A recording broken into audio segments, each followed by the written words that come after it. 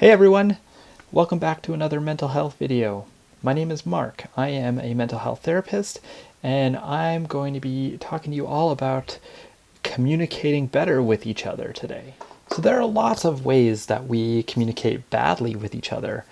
Maybe sometimes we always get into a fight with someone we care about, like our partner and kids, and we can never have a calm, constructive conversation with them. Or maybe sometimes we find it really difficult to understand somebody else, why they think or feel or believe or behave in the way they do. Or maybe we're always trying to convince others that we're right, and we never think about or consider that maybe somebody else has some thoughts or opinions that are worth listening to. These are all different ways that we communicate badly, and today we're going to be focusing on how to deal with some of those things. Communicating effectively really boils down to two very basic ideas.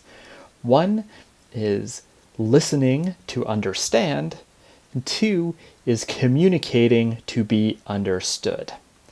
But first, we need to talk about why we communicate badly in the first place and why it can be so difficult to have constructive conversations with people. And in order to do that, we're going to be looking at communication filters. So in order to talk about communication filters, I'm going to throw up a handy little graphic like I always do for you and go through each of the parts of this graphic with you. All right? So, what is a communication filter? Basically, a filter is all of the things that our message goes through between us and the person who's listening that affects what that person understands. So let me break it down for you. First, if we are a speaker, we have a message that we want to send. We have meaning that we want to convey to that other person. So we say something. But what we actually say, what actually comes out of our mouth, is put through all of these different filters that we have, such as our experience, our body language, the way we think about the other person, our biases and expectations, trauma, and all of these other things. So the original meaning behind our message gets put through this and distorted. And then the other person has a whole bunch of filters that message gets sent through. So they also have biases and expectations. They have trauma and they have their experience with you. And the meaning of your message gets filtered through that and distorted even more. And then finally, that person receives what they think you meant, which most of the time is not actually what you meant. The problem comes is that as the speaker, we assume that the other person understands exactly what we meant. And as the listener, we assume that what we heard was what you actually meant. And so whatever message you try to send gets all messed up. The point of communicating effectively is to return back to that original message so that the speaker can clarify what they mean and the listener can clarify what you mean. So to give you an example of how a communication filter works, imagine that you have your parents coming over, but your house is a mess and you need to get it cleaned. And you say to your child, "Get off your butt and clean your room." All right? So here is what's happening. The meaning behind your statement might be, it's really important for me to show my parents that I am capable of being organized and clean. And I need you to help me with that. But what you actually said was much more aggressive. "Get off your butt and clean your room." So that's where it goes through that filter, right? Because you're feeling insecure about it. Now your kid, what they think you might mean is that, "Oh, you're lazy and stupid and you never do what I ask." Right? Because it's going through that kid's own filters and insecurity. And so you are trying to say that please help me so that we can give a good impression to my parents as a family. That's the meaning behind your words. But it goes through these filters so that you say that in an aggressive way and your child hears it in a way that makes them feel bad about themselves. So the communication, the way that we communicate effectively is help the person on the receiving end understand better what you actually meant when you sent that message. So the first step to communicating better is to listen to understand. And the most important step in order to listen better is to stop thinking about what you're going to say next when the other person is talking. Put your focus on ensuring that you are getting the correct message from that other person. So what does that actually look like? If there's something you don't understand, ask a question.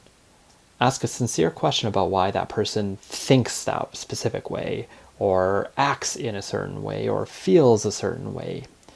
The more sincere questions that you ask, the better that other person is going to feel about you, and is more likely to listen to you as well. So, step 1, stop thinking about what you're going to say. Step 2, ask questions. Step 3 is to repeat back what you think you understood to that other person and give them a chance to correct you. So, paraphrase, say, when you said this is what I think you meant. And then give them an opportunity to say, no, that's not what I meant. Maybe I can try to explain it better. And then when you have fully understood what they said through these questions and responses, then validate it. Validating what somebody says is not necessarily agreeing with them. All it means is you say, it makes sense why you think this way, because now I understand where it comes from. Okay, so to reiterate, 1, stop thinking about what you're going to say next and just focus on their words. 2, ask questions about what you don't understand.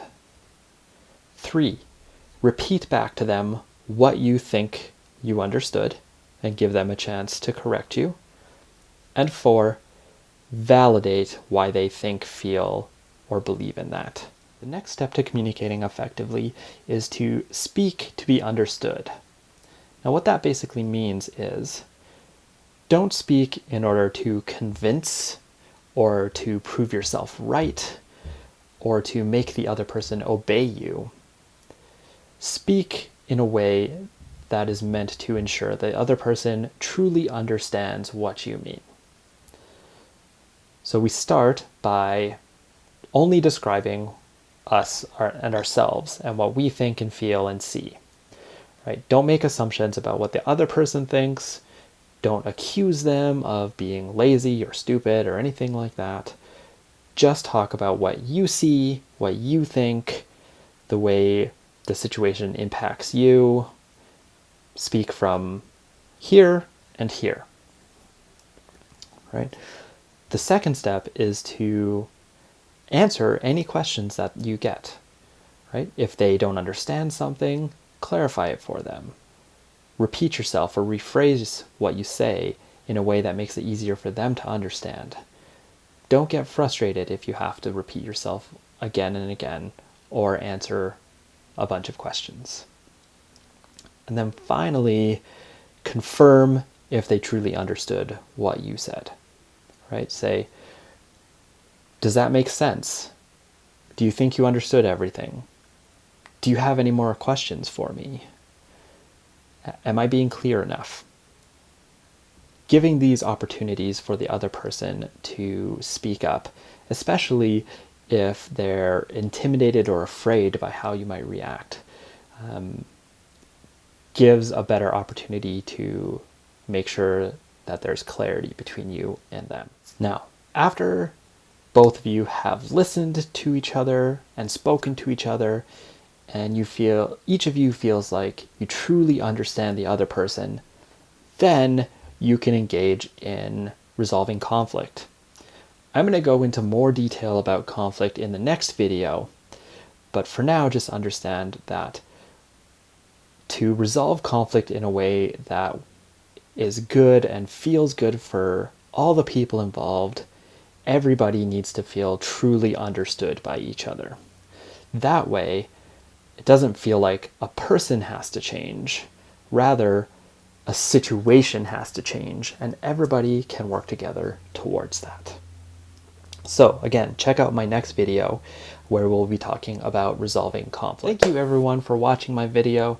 It's truly a pleasure to be able to offer some of these insights to you. I hope that you have some ideas going forward on how to communicate better with your loved ones, friends, family, coworkers, whoever it is. And I will see you in my next video. Bye.